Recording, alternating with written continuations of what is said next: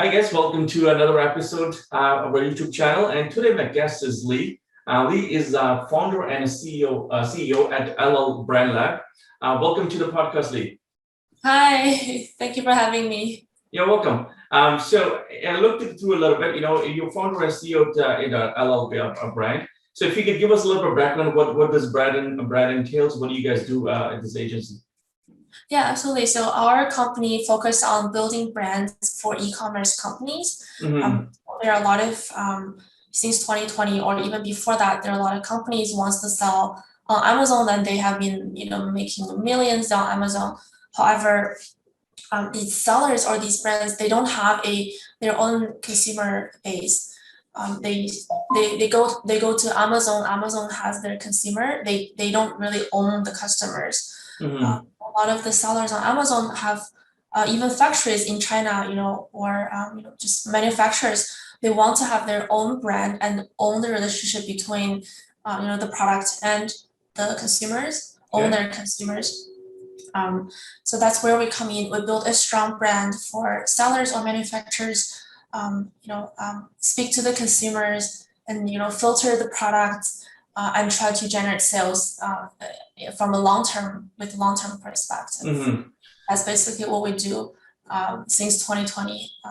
We have been working with many categories from fashion, beauty, everyday products, and even pets, supplements, to different kinds of products. Very interesting journey so far. I see. So these the sellers, do they end up going back to Amazon for selling, or they stay away from Amazon? They have their own selling system. Or do the combination of both? What do you guys recommend? So they build their own brand, they build own distribution system, or do they still piggyback on Amazon? Mostly if they already had a successful Amazon operation, we would leverage what they already have, insert cards or send customers emails, try to convert these customers to their own Shopify or other standalone websites, where we continue to build relationship through the Shopify sites. Usually it will be a combination of both, because Amazon still has its advantage of traffic, natural search intent, where it could be expensive for the individual website to get. You need to run ads. But however, if you want to build a long-lasting brand, it's still better to have your own website. I see. How did COVID impact on this? During this COVID time, did that brand kind of escalate this? Because a lot of companies, they're distributing to Amazon or Shopify. They really ramped up. Amazon's revenue went up. A lot of people start selling on that. How do you see that this COVID impact the people who were looking or they were distributing on these platforms? Yeah, absolutely. COVID has actually become a booster of this sector.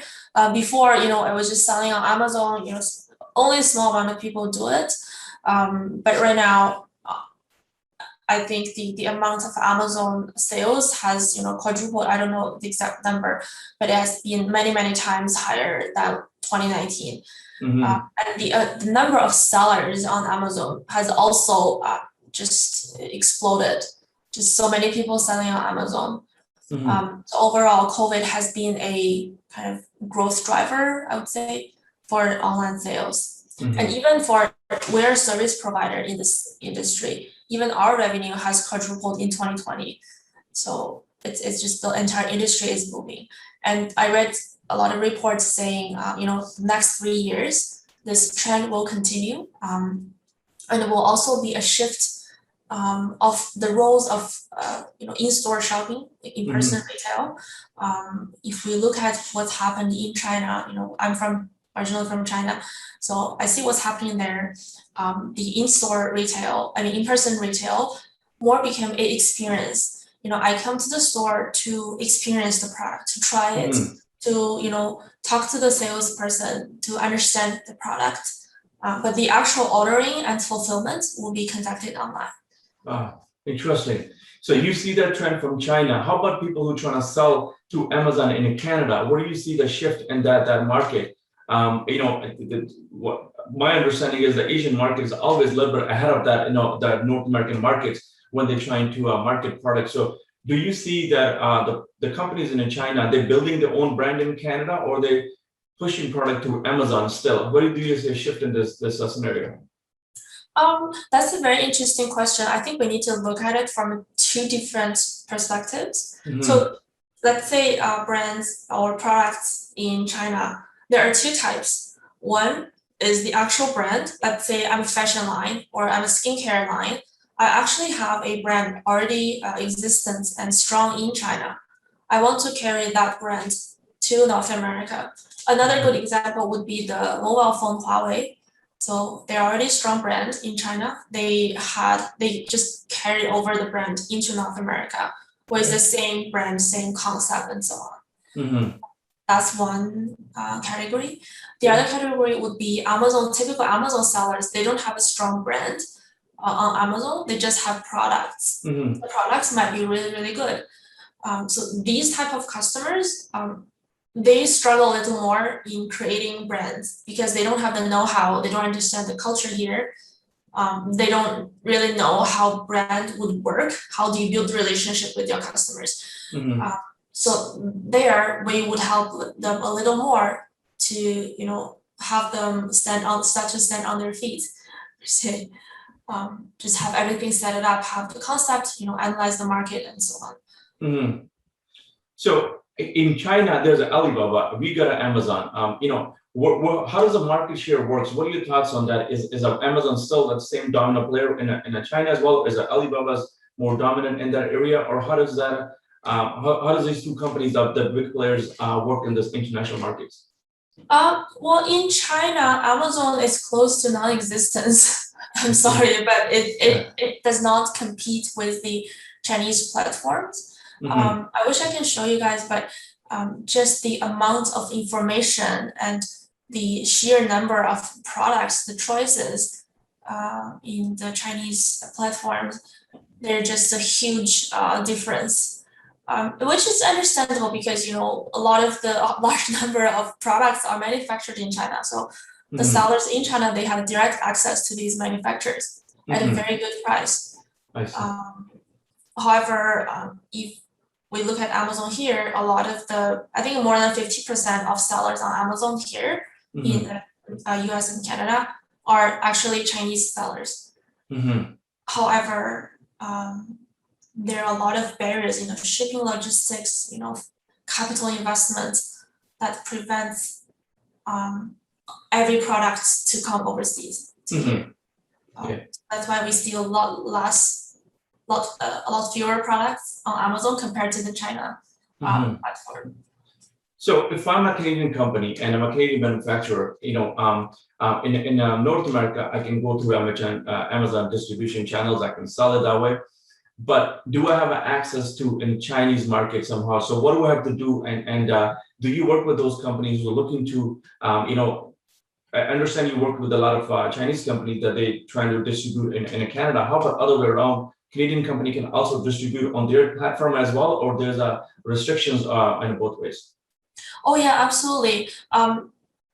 So there are two ways you can enter China market. One is to go through the traditional B2B trade, like international trade wholesale model. Sometimes we work with distributors in China to buy bulk and just do an import deal.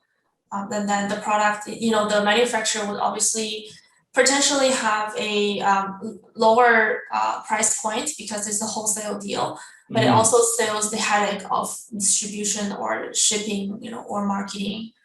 So the amount might be larger than retail, so that could be a good deal. The other way is to go through the e-commerce path, where our company actually helps Canadian companies to do that, where we localize your brand to Chinese language and the culture, avoid any pitfalls for cultural differences, and help you, open up a store on Alibaba or the other Chinese one. The kind of the value here for us is more on the strategic advice part, because we help you to navigate, which platform you should go on, how you should spend your initial investment, Because go on to these platforms require, money, and you want to spend it wisely instead of just throwing them in the water and see which one I see. What do you mean? works. Yeah. Sorry, go ahead. It's very simple actually to go to China. I have talked to quite a few Canadian business owners here. A lot of them are hesitant to go to the China market for a few reasons. Number one, it's a very unfamiliar territory. They might be, kind of scared or uncertain. They don't want to take the risk. And second, if you, let's say your first stop is a success in China, next step, you need to ramp up your production. You need to be able to produce the amount to supply it to the market, which, is 100 times larger than here. So that could also be another kind of barrier or concern to enter the China market. I see. But my point is, I don't think entrepreneurs or manufacturers needs to be concerned that much. Because once you have the order, you can borrow money to ramp up the manufacturing or, raise money. I think it's a good problem to have. Yeah, definitely. But what are from a business standpoint, what are some of the differences in a culturally you see that, if you're doing a business in a Canada, you need to be careful when you're doing a business in China, or other way around, that if you're doing in China, that you need to be careful. What are some of the differences you see that different business practices you have to apply, based on what market you're working on? Yeah, I think that from a marketing perspective, the Chinese market are very competitive. Let's say you're importing, for example, phone to, let's say you're a phone manufacturer, you're Blueberry. Is it BlackBerry or Blueberry? BlackBerry. BlackBerry, yeah. And you want to enter the China market, and you will see fierce competition in every level. And one difference I think some people might not be too aware of is China is one big country, but it consists of many small countries, as in the top tier city. They're like Toronto, New York. They're just, high income, high spending power, and people are educated. They can understand a more sophisticated branding or marketing message.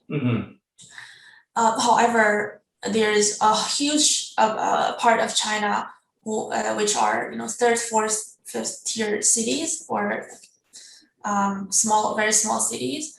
There are a huge population there, and you want to sell to those people, but the message you want to tell them are not necessarily the more sophisticated marketing message. Let's say, oh, I'm selling this artificial intelligence phone. I'm just making this up, right? For the top tier people, you can tell, oh, this is high technology, whatever. But this message might not resonate with the small city population. The rural area, the outskirts area. Yeah, and you need to create a message that resonates with their own life. Let's say, for example, your phone will recommend music to you that's tailored to your taste, something like that, or like even promotions, financial incentives, just more practical and down to earth messages. So my point, I think, is the scale of the difference is larger than what you would imagine here. Like here, most marketing messages could work throughout the country.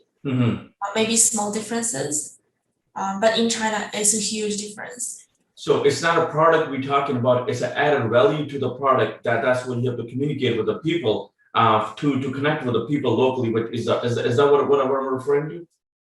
Yes, I think so. I think you summarize it well. It's just the way of communicating to the rural people. They're not even rural, they're just living in like non-top tier cities. And it could be very developed, modern cities, but I think just the kind of message they're used to are very different. How do you bring that practices back in Canada as well? Depending who you communicating. If you have an audience in the Asian market, do you change your message and when you do a product development or branding of the product, and when you're dealing with the general public, you deal a different message. Do you tailor your message in a local, Ontario or Canadian market as well, or is it just a one message for all?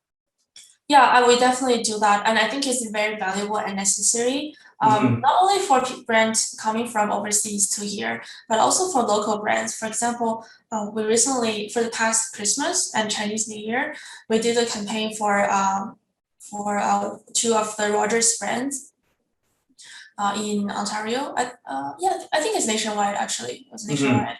Okay. So they had a Christmas message in English, and we converted it into the Mandarin language, Chinese language, for the Canadian Chinese community. And then for the Spring Festival, which is specific campaign for the Chinese community, we came up with campaign creatives that specifically tailored to the needs of Chinese Canadians here, which are slightly different from the Chinese people in China. Wow, what is the difference? Would you say in that regard? Like, are you able to pinpoint, like, what would you say the difference is? Is it a cultural difference, a language? What would the difference would be? It's more of a context difference. For example, you were promoting, let's say, a mobile plan, like a monthly mobile plan. If we're doing this in China, we would focus on, let's say, how many minutes you get unlimited data, or how fast the internet is, etc. Like more of the functional stuff. However, here, we would focus, with our campaign focused on the emotional connection, where you can use this to make international calls back home. The data component would become, you can video chat with your family back in China, because it's Chinese New Year, you want to see them. So just, so adapt it to the specific life of Chinese Canadians here.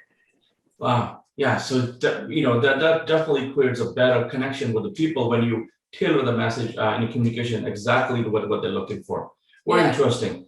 So where does social media play a role in this, even here or in China? Are they similar market? Are there more different apps and different platform in China? Are they the same in North America? Where do you see social media play a role in this whole thing?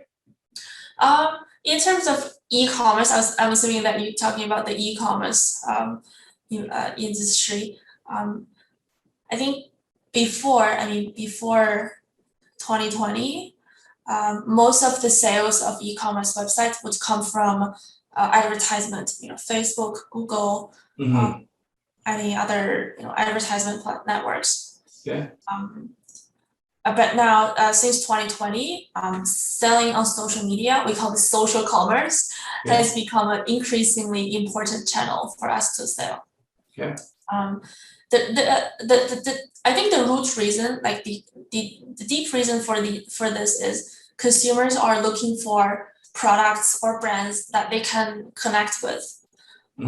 There are so many choices out there. Let's say you're buying a water bottle. Like, which one do you buy? There are, thousands of choices. There are Walmart, Amazon, Shopify stores, in-person stores. People want recommendations. And influencers are the perfect source to provide this kind of recommendation, because it's a purchase decision in the end of the day. It's not a life decision that you wouldn't want to hear it from social media. It's insignificant enough that you would listen to the opinion of some person online that you don't really know. So I think that's where it comes down to, is the persuasion and recommendation power of the influencer. From a brand's perspective, all we care about, let's say I have $1,000 to generate sales as a marketing budget. It's a matter for me to find the cheapest channel to generate the most conversion, i.e. sales. So for a brand, we calculate, if we spend $500 on Google, for example, Google ads, and we spend $500 on influencer marketing, which one do I generate more sales? That's the calculation in the end of the day for brands to do. So for influencers, the conversion is not bad. you get actual sales from the influencer, but you also get kind of a brand awareness, because let's say I click on an ad on Google search, I'm just looking at the product.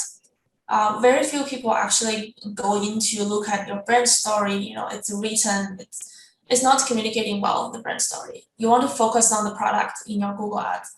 However, if, like, for example, you're having this influencer review your product, unpack your product, there's a video about it, and then the brand is very vividly communicated to the audience, what this is about, they have nice packaging, they deliver fast, and so on, why I bought this product as an influencer. So it's just a much richer communication. And it eventually becomes really good marketing material for down the road. Wow, interesting. So are there different platforms that are used by influencer and different one for advertisement? So what I mean by, there's a lot of new channels came in, TikTok is one, Clubhouse is another one. So some are used by influencers, some are used for advertisement. Are they both mixed? Or is that if you want to look at for influencer, you go to a different platform. If you want to look at advertisement, you go on a site and look for Google AdWords and that kind of stuff. So is there any difference between those two approaches? So basically, I think the number one rule is stay where your audiences are. Don't try to convince them to a different platform. Just stay where they are. Let's say your audience is younger people, they only on Snapchat. Stay on Snapchat. Don't try to convert them to Instagram. It's not gonna work. So to answer your question, we usually find the platforms that's best for the audience targeting. So wherever the most audiences are, we will use that platform.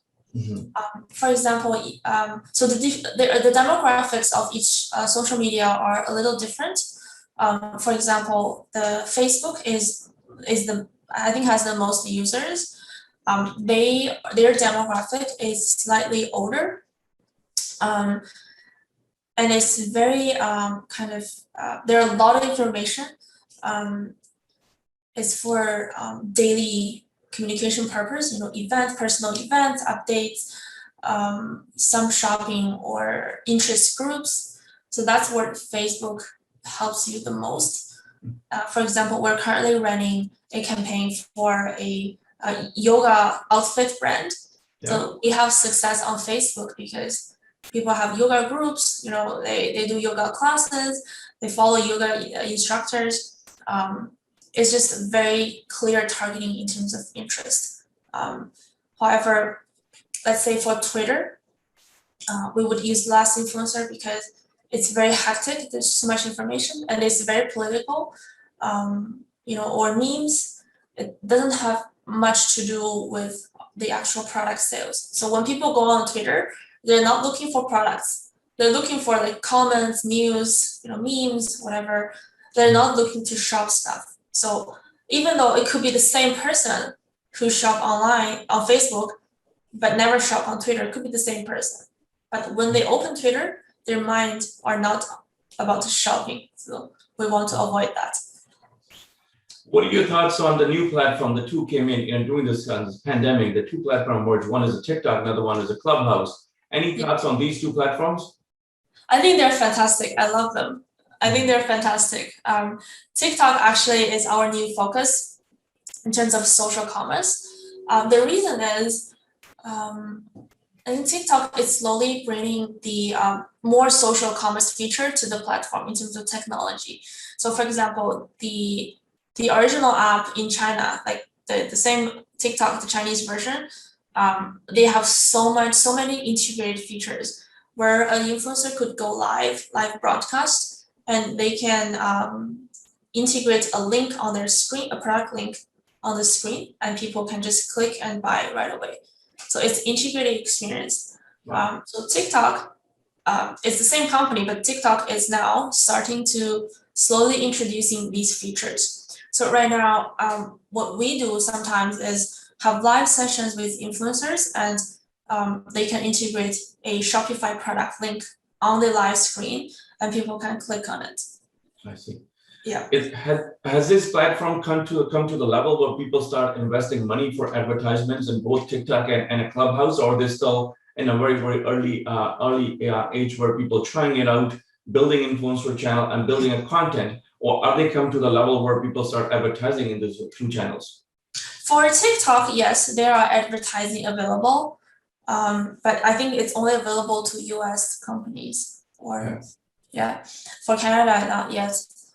For Clubhouse, I don't think there's any advertising right now, but it's a really good platform for B2B, I think. I know a lot of your audience have B2B businesses. For me, it's been a success. Every time I go on Clubhouse, I volunteer to talk, I raise my hand, give my opinions about e-commerce and marketing. I built so many connections and got actual clients from it. So I find it's really helpful. I see. Yeah, as a business owner, like we are the biggest marketing machine for the company, I guess. Yeah. Well, that's part of your role, but you gotta do that. That's the only way the word's gonna get out. So many choices in the market, so many platforms available. Where do you see that technology heading to next few months? Where do you see the bigger shift happening? And if I'm a business owner and I'm planning, when offices are open again, the employees are coming, I need to ramp up my revenue. What should I think about it, and where do you think the technologies are heading to? I think from my perspective, definitely short form video content is the #1 content you should be producing if you want to market your business, especially for B2B, because what we're selling is mostly our knowledge, our expertise, maybe case studies, or industry related updates and new technology, etc. So these are really good content for short form videos. For us, we see, especially on TikTok, YouTube, and Instagram are the 3 largest platforms for short videos here in North America. People are developing habits of just scrolling down, trying to get one piece of information per video.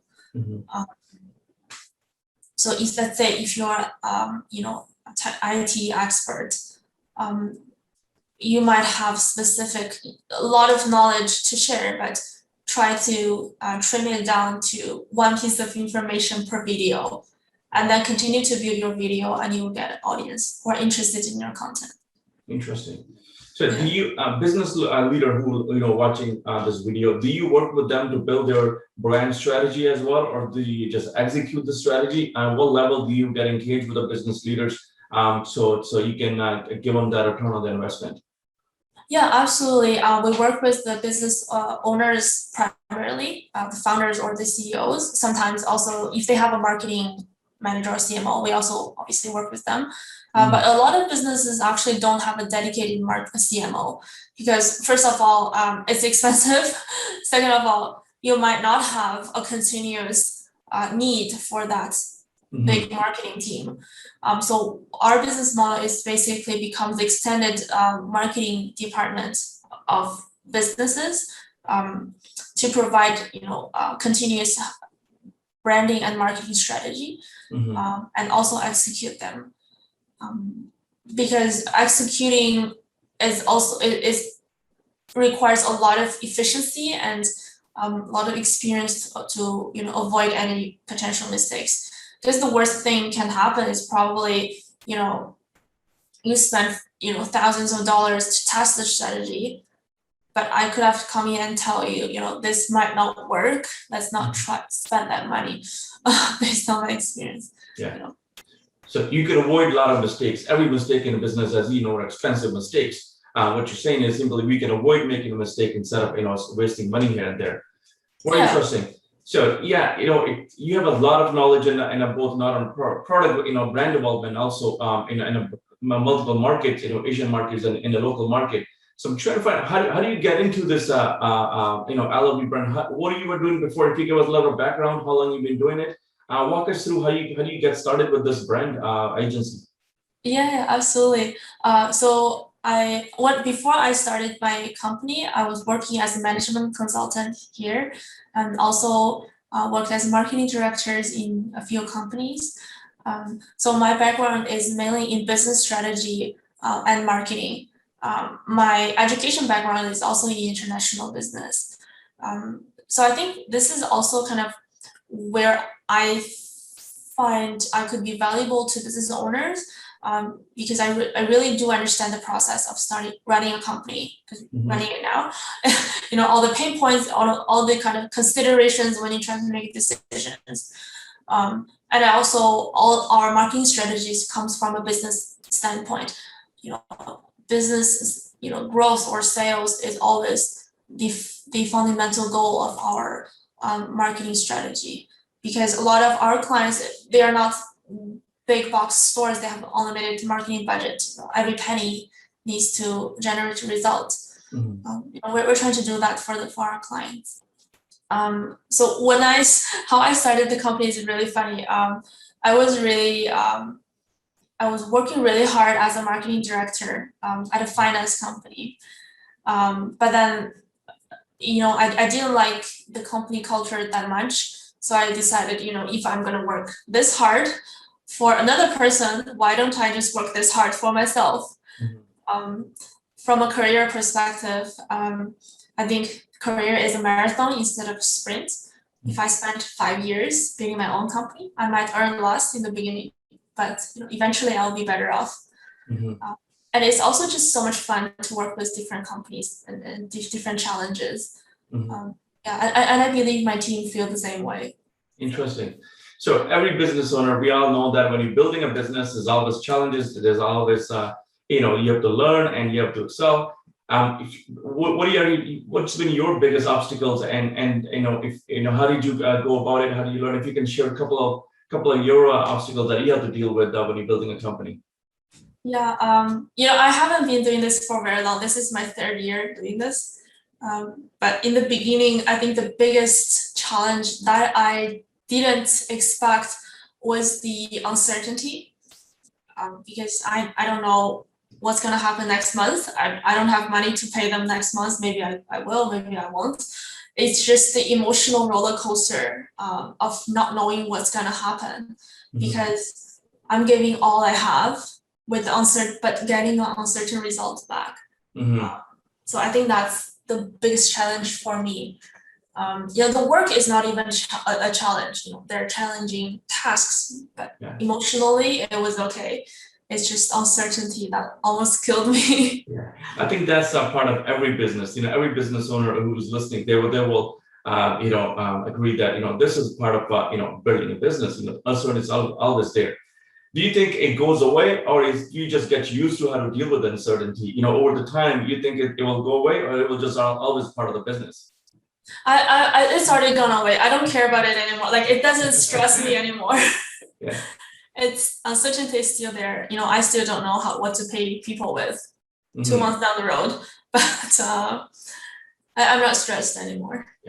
And COVID, pandemic had increased that uncertainty a lot more on a totally different level. Because it's the market's uncertain, right? So you don't know what, there's no certainty in the market. So it just brings that to the business. Interesting. So what are the other items business, while we're waiting for, everything to settle down in COVID so we can go back to offices, what are the things you recommend to business owners they can do now to prepare themselves when the time does come, so they have a plan in place and they know what to do to build their brands and go back to the market? Anything they can do now to prepare themselves so they can be ready for the time when it comes? Right. I think that's a really great thing to think about as a business owner. From the retail and e-commerce perspective, I mentioned this earlier in this podcast. I think the owners need to rethink what the in-store experience is going to be. You need to design an integrated shopping purchase experience for your customers. Because of the pandemic, most people are really used to buying stuff online. Before, people could be, I don't know how to buy online. I don't trust it. I don't know if the shipment is going to come to my door. But now everybody knows how to do online shopping and they trust it. They're fine with it. So the store now, the physical location, becomes a opportunity to have them experience your product. Let's say if you sell massage chairs, instead of having 20 massage chairs, laid out in your store, maybe create, like a nice home-like or spa-like environment to have the customers experience it. You don't need to shelf all your products in the store. To showcase it, create emotional connections, to express what your brand stands for, or to prove to the customer, oh, this environment, this experience is what you're gonna get when you buy this product. Because people are buying products for their experience, right? That you buy a speaker, you're buying the experience of having a nice sound. So this becomes an excellent opportunity. And then this is also like a more popular practice in China, where the store would have different products every month, for example, and then which drives the consumers to come back every month. Think about that. Interesting. Yeah, and then every product in the store, how maybe it's laid out in a really nice way instead of horizontal lines in the shelf. It's there, here, it's on the floor, it's everywhere, right? How do people purchase? They have a code, like a QR code. You can scan consumers can scan with their phone to place order right away. Wow, that's very interesting, very intriguing. So if I'm in a retail business, what are you saying is don't use store for inventory or to store a product. Use just to simply showcase, and use Amazon or another agent for inventory and ship it from there. So they can come and experience what they should be buying, and then they go, give them a code, they can go buy from wherever they were buying during the pandemic. Very interesting. Yeah. How does that think about the added social media effects, because if this is such a nice store, of course I'm gonna take photos, I'm gonna post it, and maybe I'll go live in your store. That's just added the social media layer to it. So how does that impact the big box stores we have, in North America, especially in Ontario? Let's talk about that. Big shopping malls we have, and compared with that, the small stores, how does that impact that, the real estate side of things, and also the market side of things? They have to change quite a bit, in their site to, if they want to set up a store in such a very showcase product. Small store, how can they achieve that in a small store compared to the big shopping plazas? Yeah, I think that's a really good point, because the small stores have so much less resource and money and staff compared to the big stores. However, this is also where the opportunity is, I believe. The shopping mall is impossible for, let's say, Valmuse Mall. You cannot possibly build an emotional connection with your customers. People come to shop, maybe they don't have specific things, but they come here, it's like a grocery store. They buy things they want to buy, and then they leave. And it's not a nice shopping experience. It's hectic, it's tiring, it's gigantic. You need maybe 2 coffees for like one shopping session. It's just not a really nice experience. However, for the small store, because you have less square footage, it's easier for you to make the store nicer. And because your staff are always there, you can make an emotional connection. You know the customer. It's probably from your blog. So you know them, you build a connection with them, and you have better selection of products. And even if you add a nice shopping experience on top of this, people, of course, gonna come back to your store instead of driving to Valmuse. I see. That's a similar approach as like a Starbucks stores, right? So they create that experience for customers, right? You can go buy online the coffee, but they create that experience that you remember when you leave the store. Yeah, so Starbucks is an excellent example of creating experience, because they actually, if people like the audience, if you Google like Starbucks consumer journey, you will see a really nice chart. They map out each steps. They come in, they order, maybe like even when they wake up, they want a coffee. Do I make coffee at home? Do I order Starbucks? Do I order it on the phone? Do I order in store? So they map out everything. Obviously, they have much more resources, but for Yeah, the small store owner, you can still have that mentality of, why people come to my store? Do they come for gifts for, let's say, Mother's Day? Do they come for shopping for themselves? Do they come here to explore new products? Do they come here to get discounts? Just think about why people come to the store and tailor your store to that experience. Interesting. Yeah. Very interesting. Well, there's so much to learn. So what else? Anything else any message you want to leave it to the business owner who are looking to, either in a retail or in on manufacturing or other sectors? What, any message you will leave it for them? Any helpful tips that, hey, listen, try looking into these things, will help you to do some of that stuff that you're trying to do after COVID. I think if I have to say one thing about this whole marketing business is to really go into the head of your consumers. You need to be them. You need to be empathy to what they want instead of, oh, what I'm selling. I'm selling 5 products, buy it or not.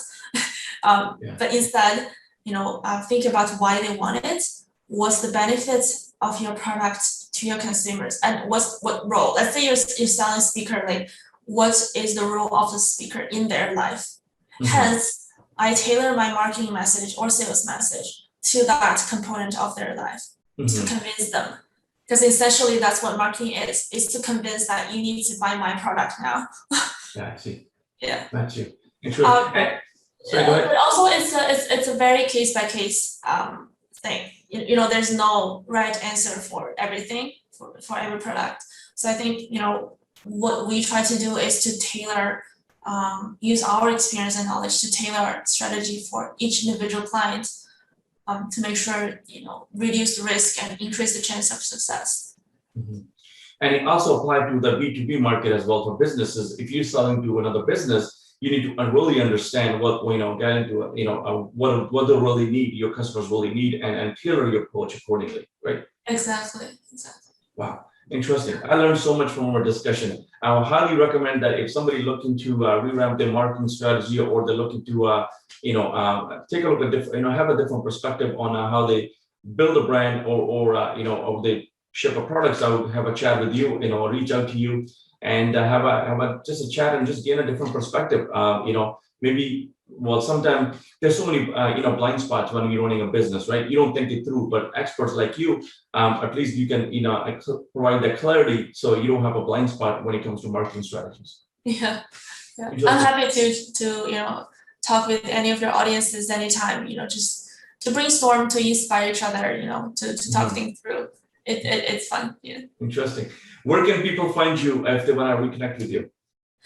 Just go to my website, lbrandlab.com. There's scheduling calendar. You can look at our cases. I'm happy to talk anytime. Yeah, I saw you put a lot of case studies there, a lot of brands you've been working, very, very known brand you've been working with. You have a list of all the brands you've been working with. So yeah, people who go there, they can find a lot of information what they're looking for when they go on your site. Yeah. Okay, interesting. Thank you so much for time, Lee. Thank you for having me. It's my pleasure. Okay, have a good one. You too. Goodbye.